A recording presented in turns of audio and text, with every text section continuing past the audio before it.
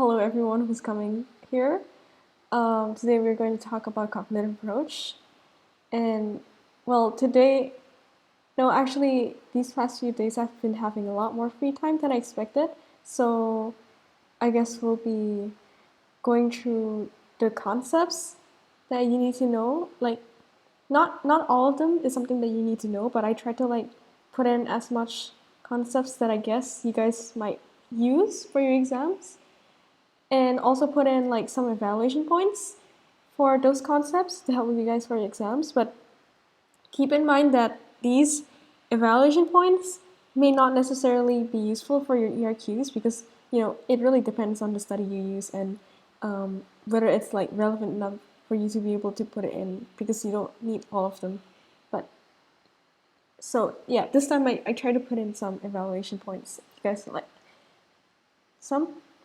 Okay, so first we're going into cognitive processing. So we're going to talk about models of memory and then schema theory, decision thinking and decision making, and then cover the two models of memories that we need to know.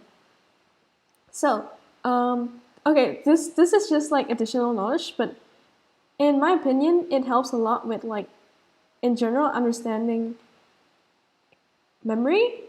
So So in here, you can see that there's different types of long-term memory. You have explicit memory or implicit memory. One is the memory that you can think of right away when you think of long-term memory. The other is something that you don't immediately think of. It doesn't pop out into your mind, but it's kind of something that you know how to do it. You have that memory of knowing how to do it, even though it doesn't, I don't know, it just pops out in your mind, or when you try to do the thing, it just becomes familiar to you. That's implicit memory. And one of them would be procedural memory, memory within skills. So let's say those are stuff when you're riding a bicycle. Those kind of skills, with the moment you learn how to ride a bike, it's just when you touch a bike, you just know what to do. Those are the unconscious memories you have.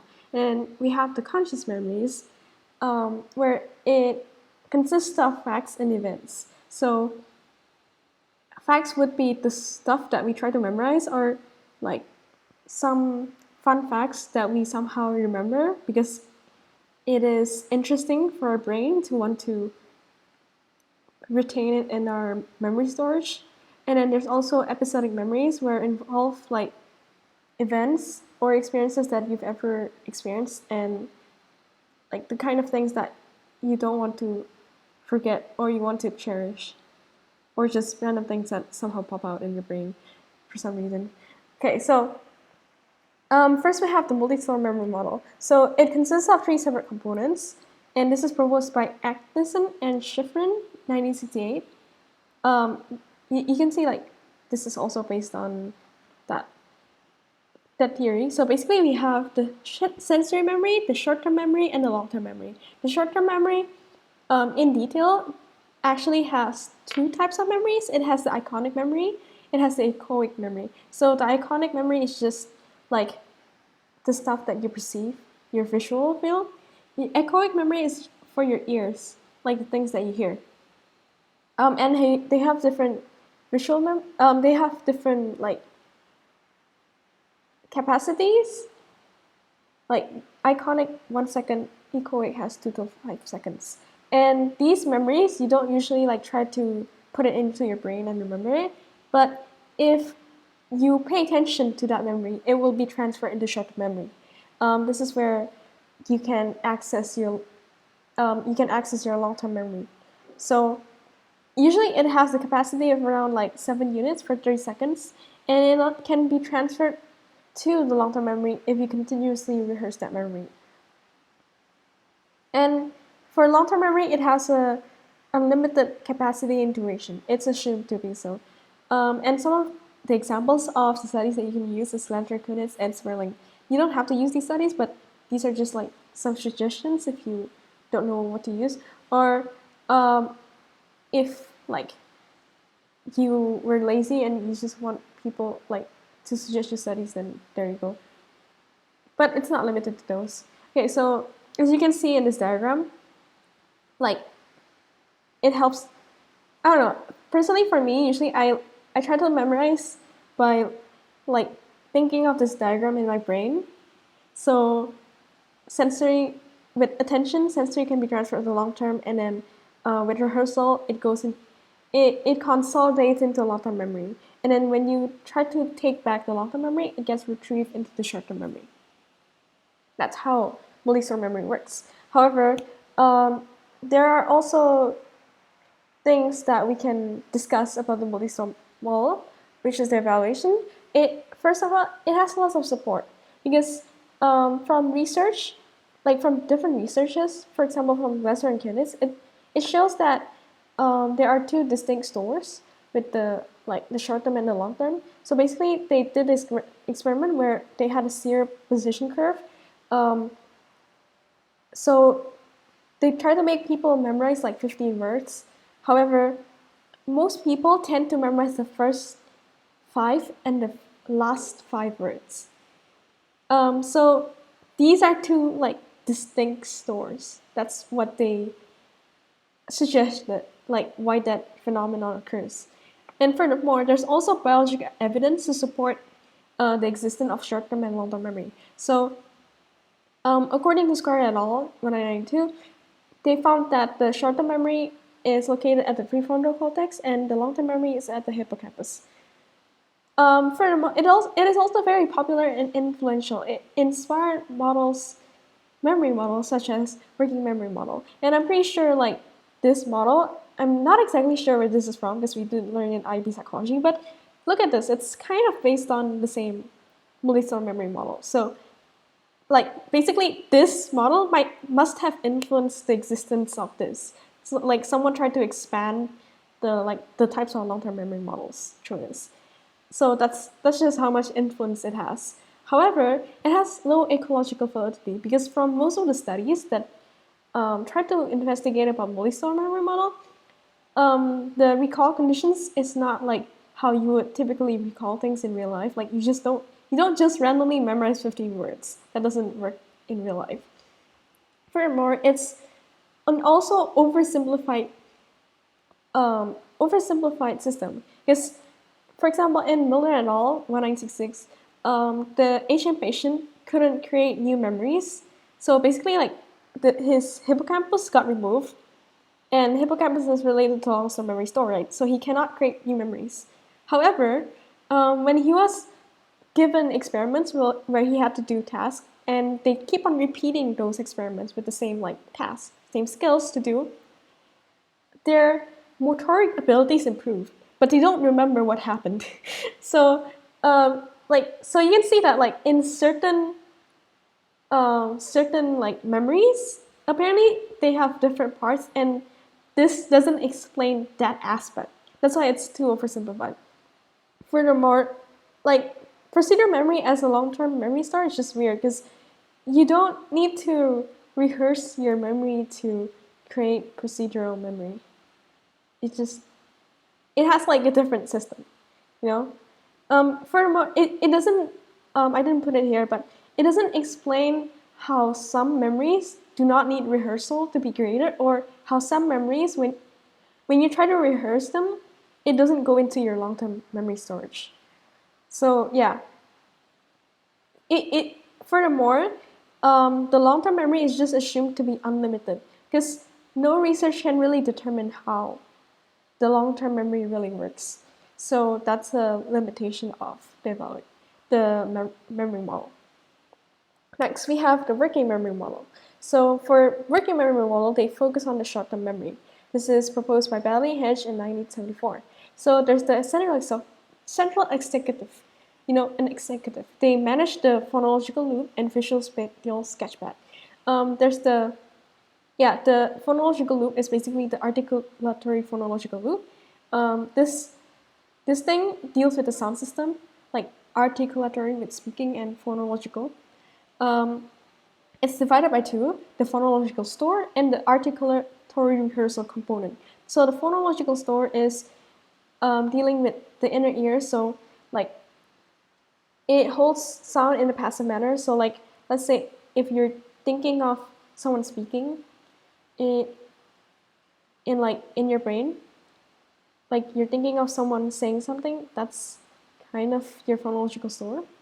Because you remember listening to someone say something in like a certain way of speaking, and then in your brain it's just like, oh yeah, this person would probably say it this way. That's the phonological store you're trying to retrieve the phonological store.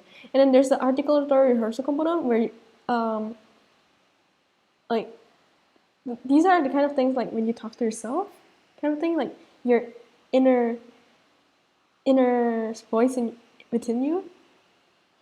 And then next we have the visual spatial sketchpad, which is the inner eye. So basically it holds visual and spatial information. They try to remember the things that you see in your brain. And when you pull out, like, let's say photographic or film-like memories, you're pulling out the visuals, you're using your visual spatial sketchpad.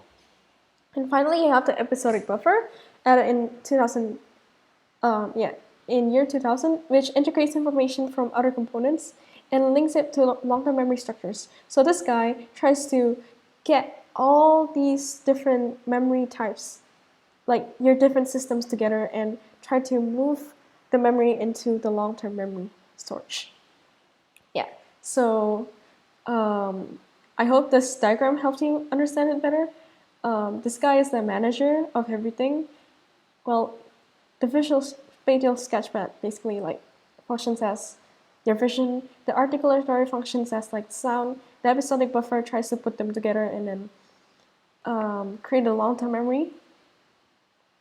And it also have like its good sides and its limitations. So the good side of working memory model is that it explains a lot more than multi-store model. So like you can see it's a lot more detailed about like how the functioning works and stuff, instead of just saying, oh, so for like the general gist is like this, like this, like this.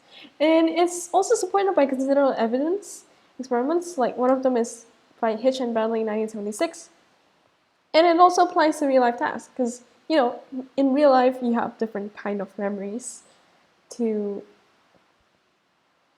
be placed in your brain. However, there's a scientist, there's a psychologist called Lieberman 1980s who criticized that it assumes all spatial memory is visual. Well, unfortunately, this is not really applicable to the blind people because blind people still have the capability of spatial navigation despite not having the ability to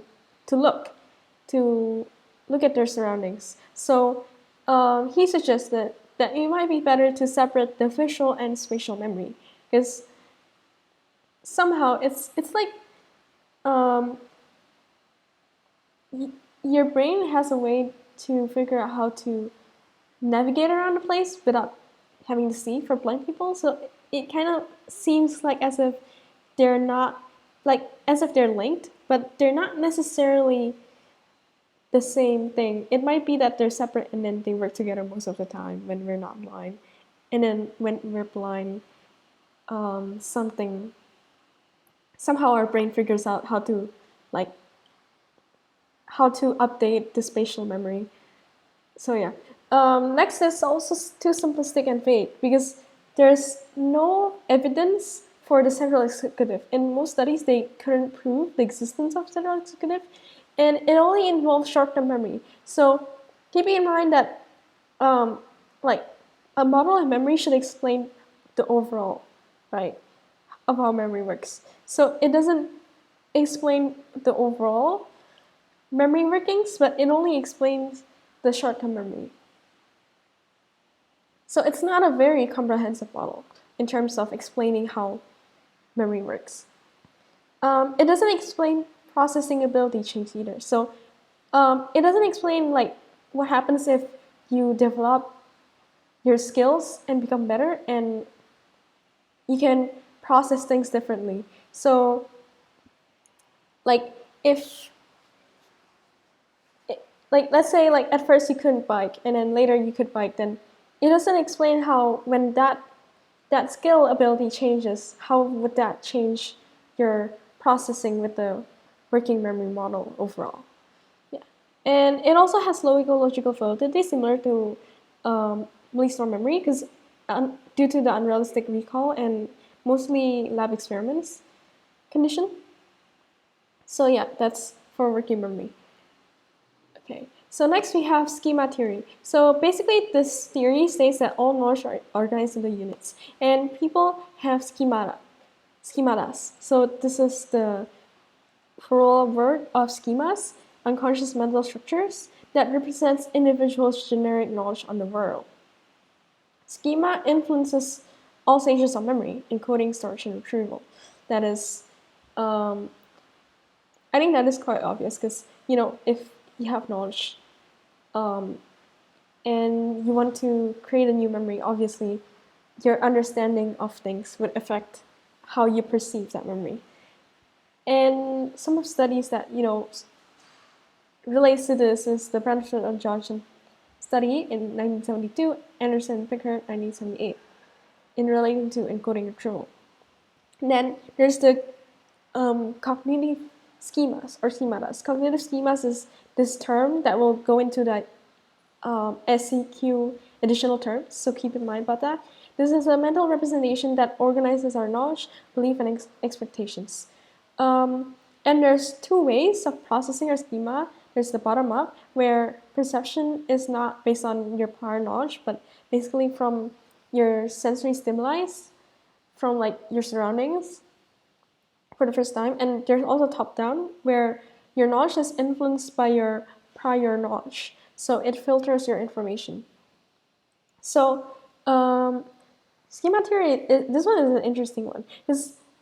Okay, so it attempts to explain how knowledge is stored in the mind. So this is something that is apparently, this is kind of hard to explain because there's a kind of like a shift of definition at some point in studying schema theory.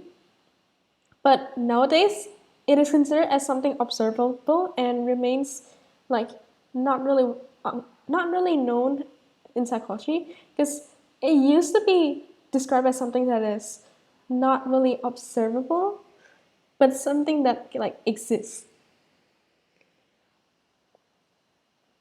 However, it does have supporting research, and I think I'll explain this.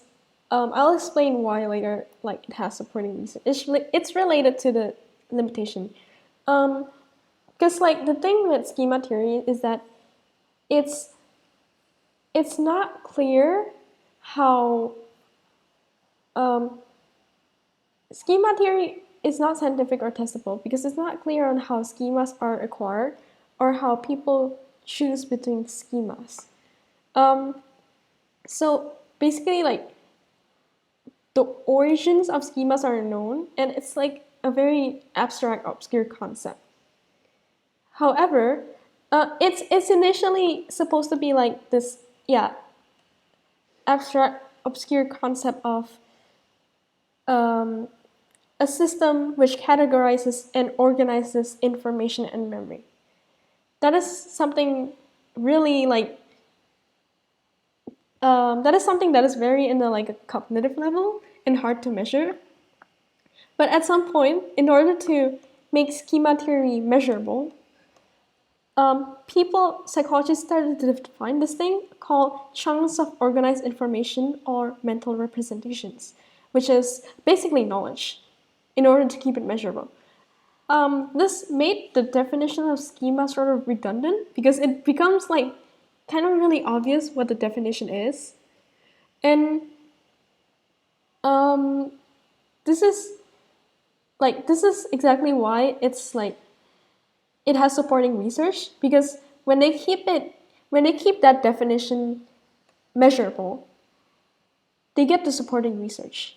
However, the problem with that is that the definition of it becomes really redundant, and like it becomes like, make it as if like there's no more use of the definition of schema. You might as well use the word knowledge anyway, instead of saying chunks of organized information or mental representations, because that's literally knowledge.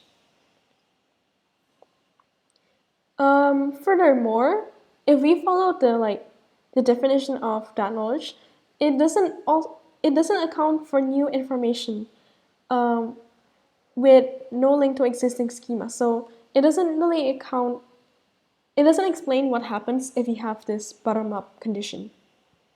That's also a problem. Yeah. Okay, next.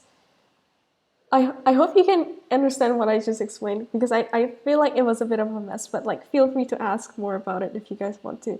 Okay, next we're just going to go into thinking and decision making. So there's two types of models. There's a normative, there's a descriptive. The more normative assumes that there's unlimited time and resources. This is not the stuff that we'll be using for our IB exams, but I guess it's a good thing to know if you want to. And then there's the descriptive models.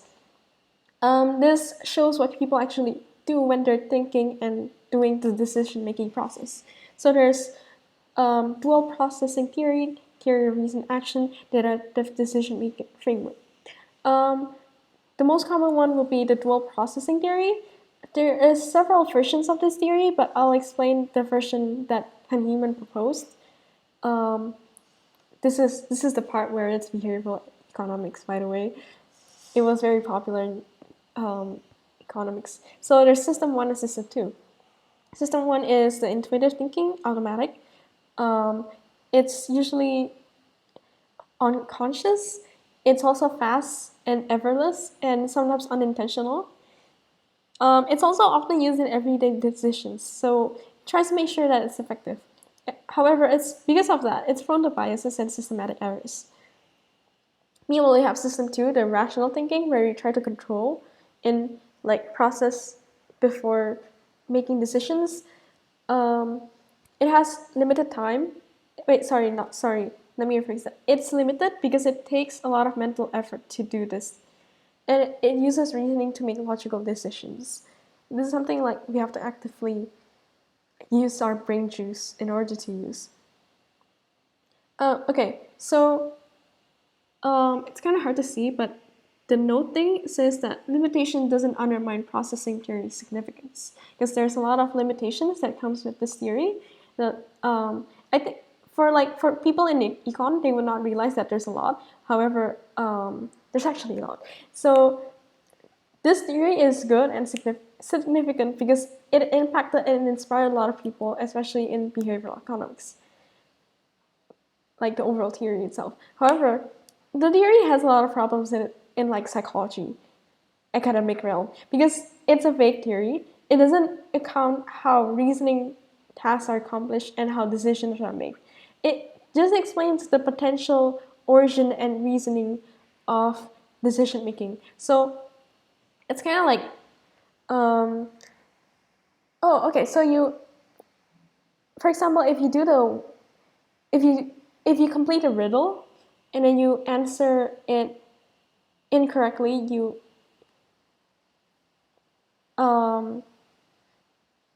let's say you're trying to answer a riddle and then you're just trying to sprout out words from your intuition.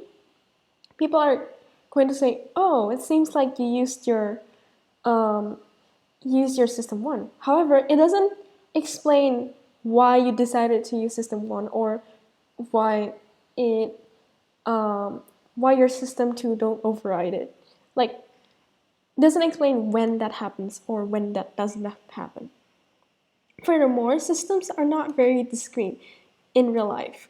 There's a lack of evidence showing that there are actually separate systems in our brain, because most of the time, different situations would require different combinations for these systems. So in our brain, think about it as it's working in a spectrum.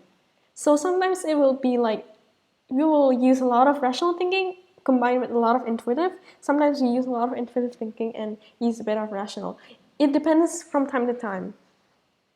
Furthermore, the theory becomes kind of redundant because every situation kind of differs, and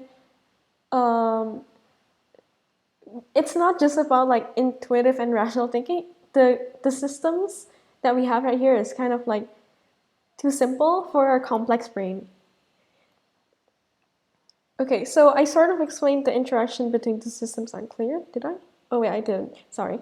Okay, so other than the two systems, like working separately, there's also this alternative explanation that people propose, which is that the two systems are actually parallel. So they are in the same, they have same 50-50 control. So they in different situations, they're trying to compete to control within each other. However, that makes the theory a lot more complex because you need, if that, in that situation, they need to explain how the two systems cooperate and reconcile conflict. Oh yeah, by the way, the initial explanation for this is that usually you have like the system 1 and system 2, right? And the system 1 is usually the automatic one, and then the system 1 often overrides the system 2, unless if there's like, if you need to use your brain juice, then the system 1 will not override the system 2. That's like the initial one. It's more like clear, you know, like this one overrides this in this situation, but then sometimes it doesn't, kind of thing, instead of like competing between each other. Okay, so it also have low ecological validity because apparently in control experiments it shows good results. However, in like when they try to create situations that are more realistic to real life decision making choices, it's harder to replicate the theory's claims. Yeah. Okay, next we have theory of recent action. So this is proposed by Fishbane in 1967. It's more of a big picture of a decision-making model. So it explains the relationship between attitudes and behaviors when making choices. And behavioral choices is based on individuals' expected outcomes of behavior. And then they have this like model that helps you explain that behavioral intention, the like how behavior leads to a particular outcome, is determined by attitudes, subjective norms, and perceived behavioral control. So the last perceived behavioral control is added when the theory is expanded and renamed as theory of planned behavior in 1985. So this is a diagram to show what's going on. There's supposed to be like a last. Wait, I don't know what happened, but yeah, there's supposed to be this one last arrow from intention to behavior, I think. Yeah, so basically like someone's attitude, someone's intention, and someone's subjective norms interact with each other. And there's also someone's perceived behavioral control, which this is like how much they believe they can commit and or do the behavior. And the combination of like these conditions can affect whether the behavior can happen or not. So let's just say someone wants to kill someone. Yeah, okay, that's it. No, okay, let's just make a funnier example. Let's just say someone is oh, okay, I can't. I want to joke about something, but I don't know, it might be too offensive. So let's just say I want to poo in public. Yeah, let's just use silly examples. Yeah, if I want to poo in public and I really need to poo, like I can't hold it anymore, that means that I have like a high intention to do it. But however, let's just say my subjective norm believes that that's not the appropriate thing to do because you'll be embarrassed and etc etc, then it will decrease my chances of committing the behavior because I believe that in my perceived behavioral control, if I commit that act, then that would be a really bad thing. However, if my subjective norms does not care about it, like if it overrides the intention and my attitude to do it, because it's like, maybe let's just say it's too convenient for me to be able to do it, then there's a high chance that I would like actually commit to the behavior, because in my perceived behavioral control, I believe that I am very likely going to do it. I hope that makes sense. Okay, so this theory is good because it focuses like on the overall gist of the characteristics that will be involved to determine what people will behave. So like, let's just say if you have a big, great example. Okay, if you have a like big corporate, you're trying to predict people's behavior. This is going to be pretty helpful to like help determine a general broad estimation of the general people's consumption, or etc. However, it does not enable us to generate questions from the theory, because the theory is very ambiguous. Like, you just know that there's several factors that can contribute to behavior from happening, but it's hard to start to pinpoint where you want to go from and what you want to ask, because it's just too broad for you to want to ask specific questions. Like, you can't ask, you cannot out of nowhere ask like, how long does it take for the behavior to happen? Because it's not there. Like, the explanation is not there. Furthermore, it also assumes that the person has the full opportunity to execute the behavior. So in real life, there's a lot of other factors other than social norms that should be considered before someone does the behavior. Because like, let's just say you want to buy like a very expensive toy, but you don't have the money to, then you can't really execute the behavior, even if you have a high intention to do it, even if the subjective norms doesn't matter, you have the attitude, and you're like very sure, yeah, I want to do it, I want to buy it, but you don't have the money. How would you be able to execute the behavior? Yeah. Next, the time, yeah, like I said before, you can't really ask questions about how long or approximately like at what time will the behavior be executed. Furthermore, some argued that it ignores the individual needs before engaging to certain actions. So like, some people, they might have they already know that the subjective norm towards that towards an act is bad. For example, like smoking. Everyone knows that smoking is bad, and you know, all of us has a like bad attitude to it most of the time. But some people, despite knowing that, they still do it. So they don't explain like this aspect. Or let's just say you want to buy steak for your dinner. You like steak. You're not thinking you would want to buy steak for dinner if you could, and nothing is stopping you from doing it, but you don't want to because you think it's not necessary. That's something that that they don't consider in this theory. So next, we have the adaptive decision-making frame. For this one, they focus on a more micro level.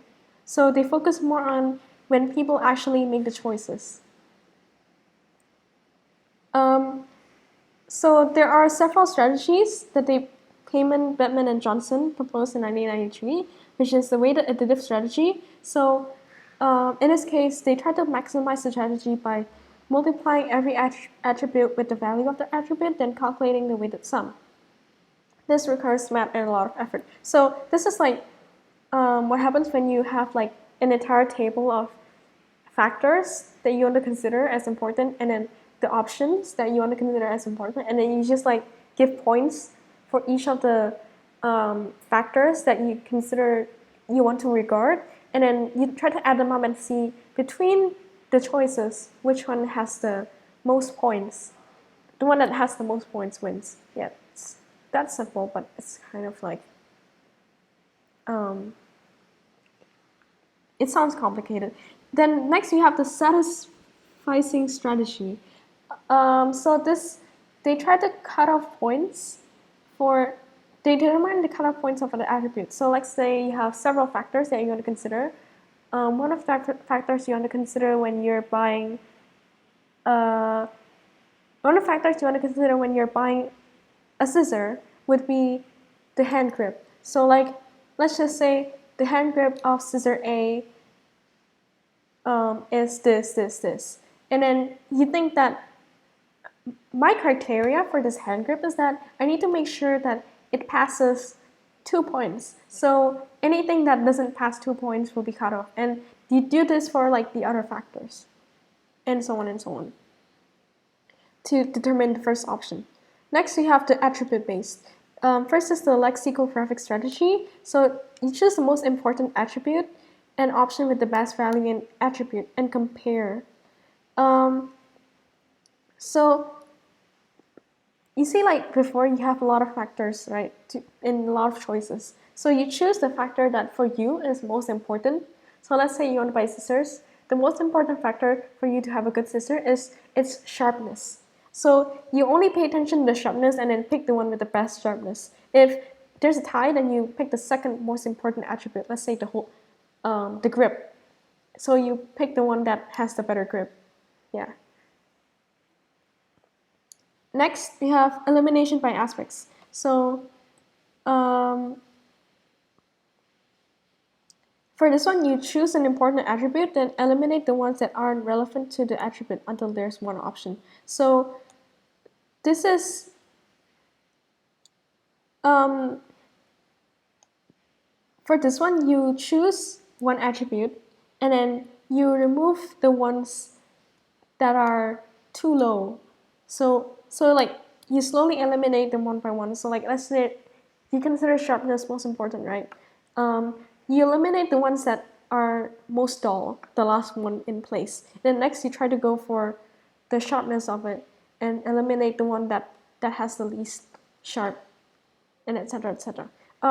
Alexei Popov have a video that like helps you demonstrate this a lot better, like visually. So if you don't understand what I just said, you can watch that video. So there are several different strategies that helps you determine like which one to kind of select between these four goals. These four strategies, you have the maximizing decision accuracy. If you want to be like accurate as possible, you can use the WADD strategy. Next, if you want to minimize your cognitive effort, if you want to remove your brain from too much pain from choosing something, you can choose the LEX strategy, because you just need to choose the best attribute and then just consider that one, unless if there's a tie or something. And then next, minimizing the experience of negative emotions. So we have a tendency to like want to avoid negative emotions because negative emotions is bad, and we humans, we want to be effective. We want to make sure to like not get the least negative emotion as much if we could. So because if we do, then negative emotion would interfere with the decision-making process, and it would impact the external factors with negative impact will affect things. And the second is that decision-making will adapt to the negative emotions. So the emotion will be involved in the decision-making process. So we would be attached to like pick a certain thing because of the emotional attachment that we have. So like those are the two possible circumstances that could happen if our brain is trying to reduce negative emotion when you're trying to choose decisions. Next, you try to maximize the ease of a justification of a decision. So this explains the effect present in some research, which couldn't be explained in other researches. Basically, this is what happens if you're trying to maximizing the ease of a justification. This is what happens. You're trying to ease yourself to justify your decisions, you try to do these strategies, like let's just say you already picked a certain thing, and then you want to like double confirm that you want to do this thing, maybe because you're insecure about your decision or something, so you double checked it and you use these strategies to make sure, oh yeah, my choice is correct, I'm confident with my choice now. Yeah, so the inclusion of like some of these small detailed explanations of why we make certain decisions explains um, some of the effects that we find in researches that is not explained by most thinking and decision-making models, which is good. Like, like in general, they sort of include the explanation of why we tend to be biased or irrational with our decisions, like the negative emotion effect or justifying what we do, or the cognitive effort. Furthermore, it also focuses on the process in the micro level, which is good because not a lot of models focus on this way. Okay, for this theory, I could barely find any information other than the IB psychology book, and they didn't give a limitation about this theory. But so I really can't say with confidence what limitation I can bring. But I think one of the things that I noticed about this is that it doesn't like most theories before, it doesn't really explain when we would do the time frame of making decisions and etc. It just tries to explain some of the possible things that we could do in different circumstances, you know? Okay. Okay, before we move on, do you have any questions?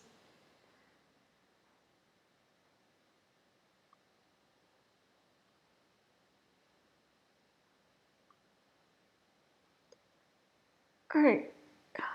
Seems to be that there's not really any questions floating around.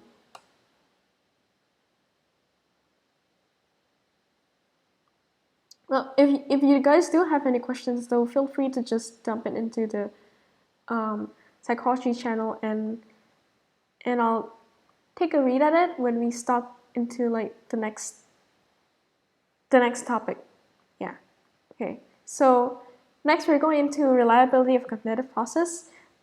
Please don't call me on this joke. I was just joking, like as a joke. But if you guys are offended, feel free to DM me, and I'll remove it from the presentation slide.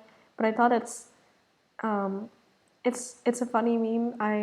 Not really funny, but hey, it's relevant enough for my presentation slide, and I wanted to include a meme, so I did it. Okay, so now we're going into reconstructive memory. People store information in a way that makes most sense to them. That's like natural, how people works. If we encounter stimuli that conflicts that schema, we will try to reconstruct the memory to fit with the schema. And that's where problems occurs, because like we studied before, like we reviewed before, when we try to process information where we already have prior knowledge in, we tend to filter those information. So this potential of filtering information is capable of distorting unfamiliar and unconsciously unacceptable information. Especially because, we humans tend to avoid negative things. Okay. Some of the errors that can appear when reconstructing these memories involves schema processing, where we omit the correct details that are inconsistent with our schema in order to make sure that the things that we know line up with our logic, with what we know, in order to make sense of it. Next, we have confabulating, where the memory is distorted, misinterpreted, or fabricated, and then believed to be true.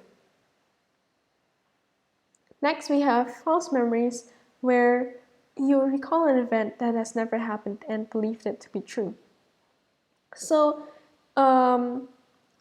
okay, I think there's a lot of different research that you can use for this one, but a common one that is usually being taught, one of them would be eyewitness testimony, where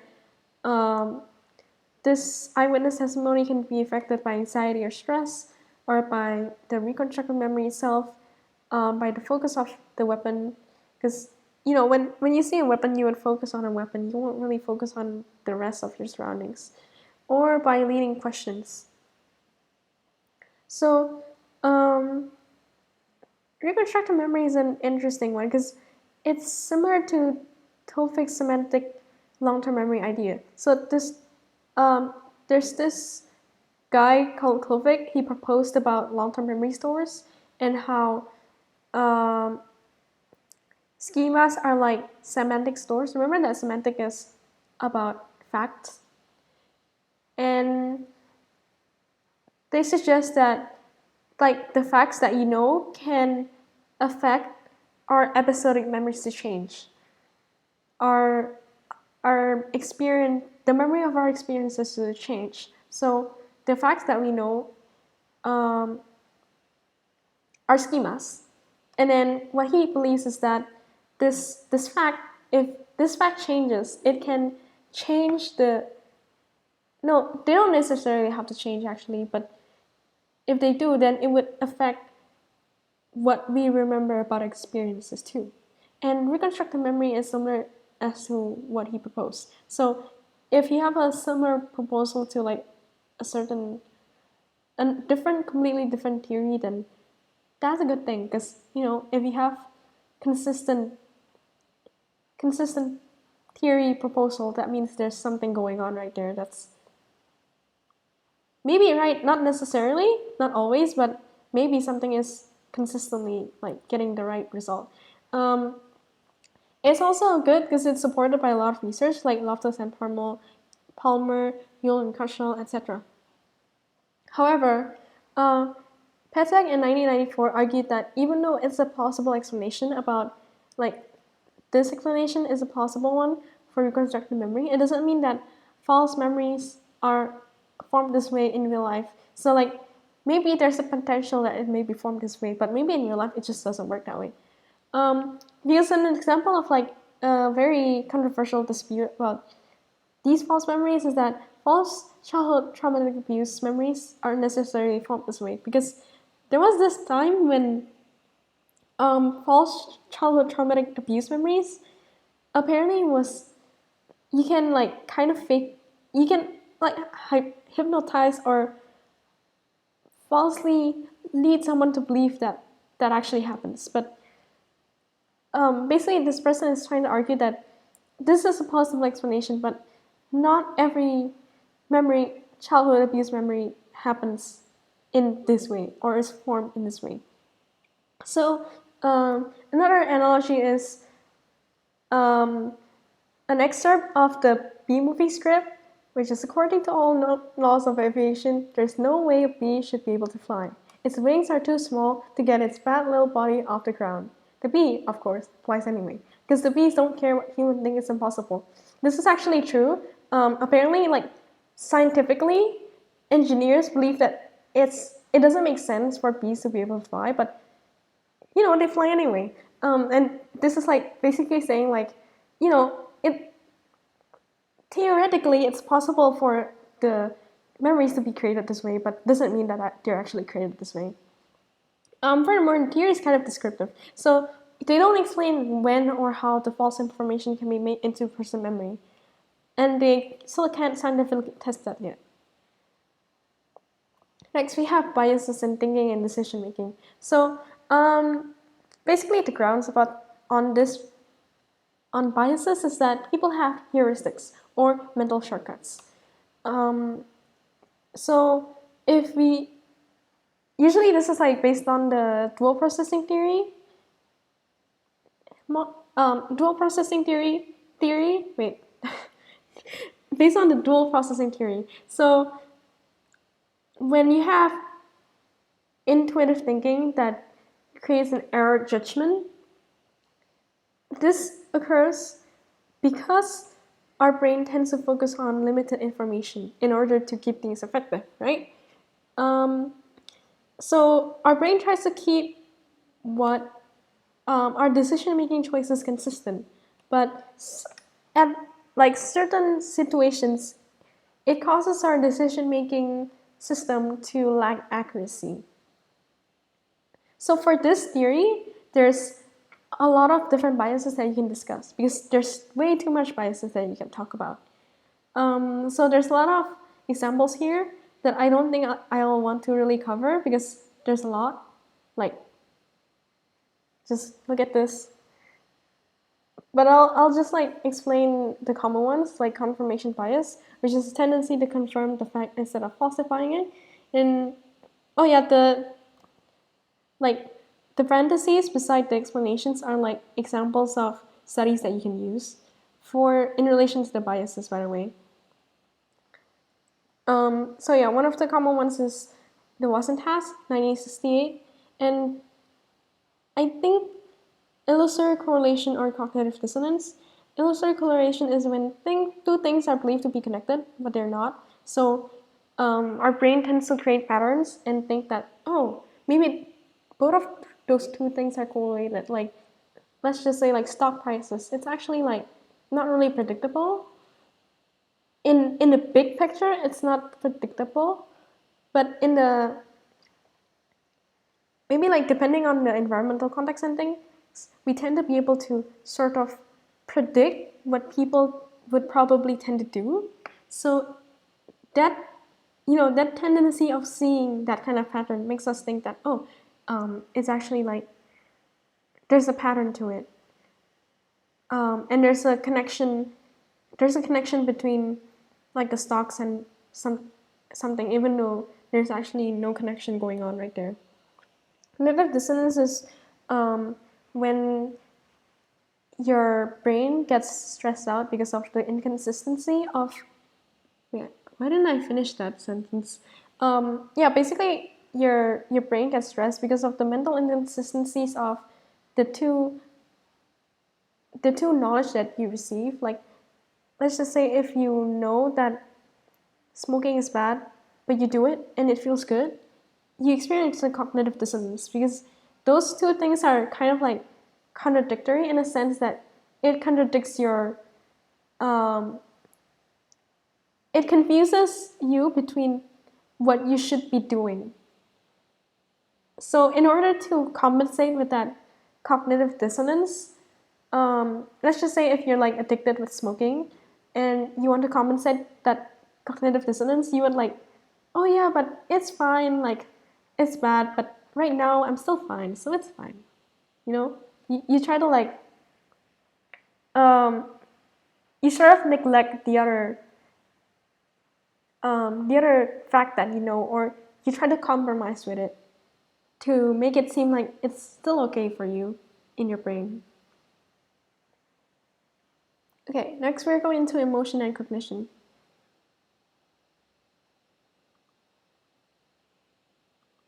Oh, Kodo said that Wasson 1968 is the shit. That study is so fun. Oh yeah, I have to agree. That study. I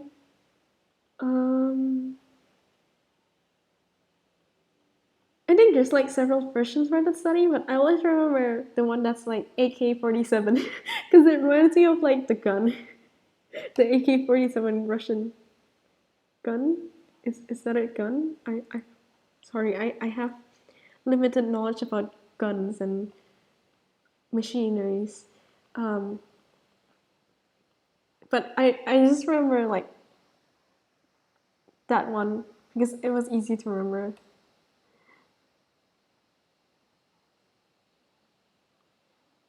I think the other one was like red and some other color and something, but I couldn't remember that one. Okay, if we have no questions here, we're just gonna move on then. So we're going into emotion and cognition. Emotion and cognition are two interesting things because the interaction between both of them is bidirectional. So there are a lot of theories about this and whether whether emotion affects cognition or if cognition affects emotion or if both of them work together. And there's several of these theories that you can use to discuss about emotion and cognition. But I think like you can use this for if you want to talk about the different theories that exist about emotion and cognition. I think, however, most people tend to abuse flashbulb memory for their essays.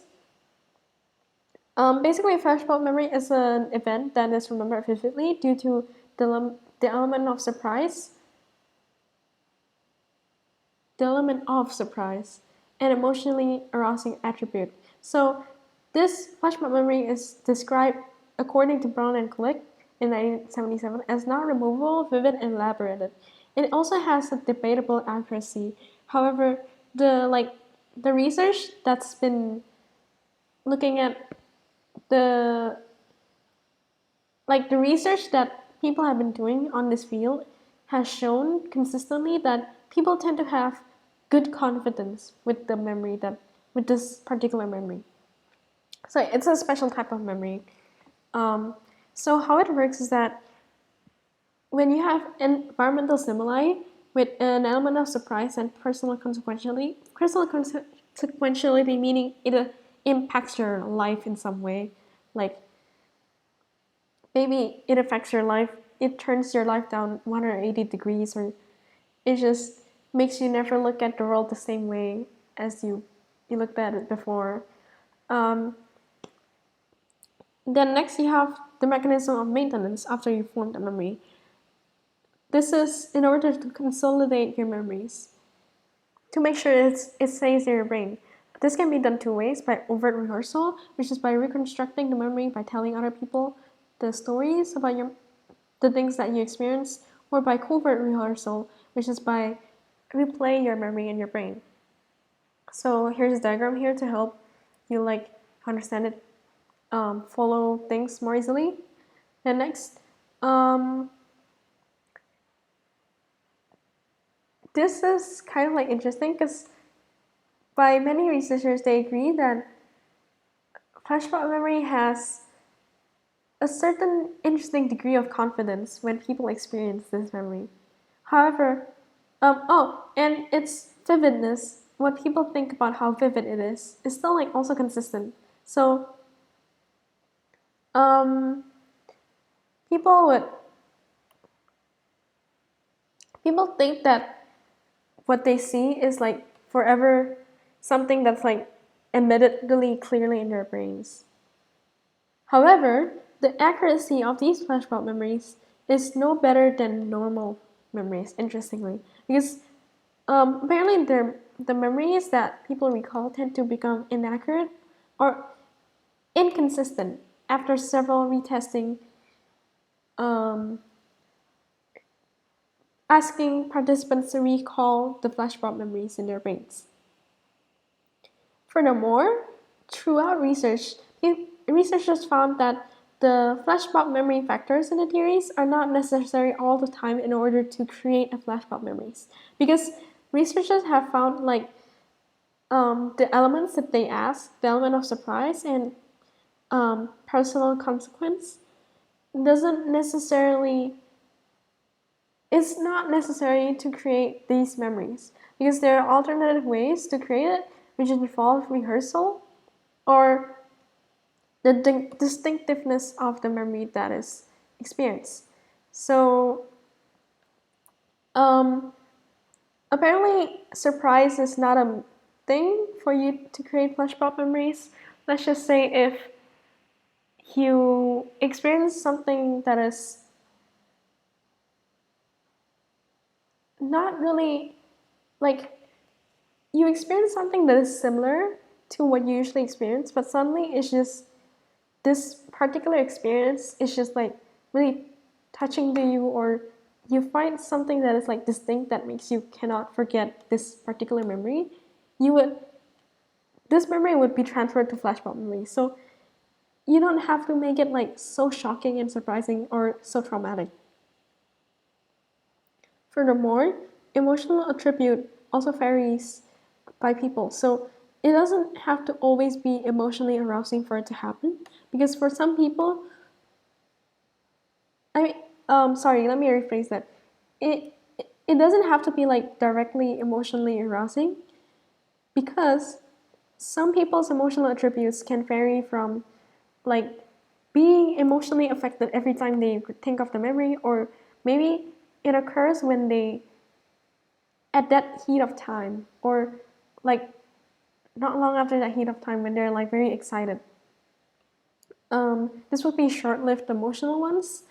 And next, there's also some flashback memories that stays with you, but isn't emotionally aroused, like isn't emotionally affecting you until you realize or process. Your brain suddenly struck like, oh, oh, it's like emotional for you, but you remembered it somehow. Yeah, so there's a lot of different, like flashback memory is a lot more flexible than the original proposed one, turns out. Okay, finally we're going into HL. Do you guys have any more questions before we move on HL? That means we finished SL. Yay!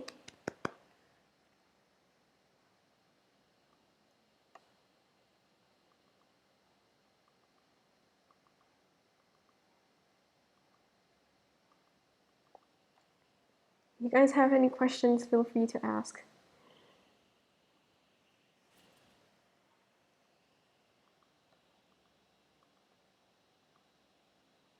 Okay, goodbye, Sharky. Thanks for joining the lecture.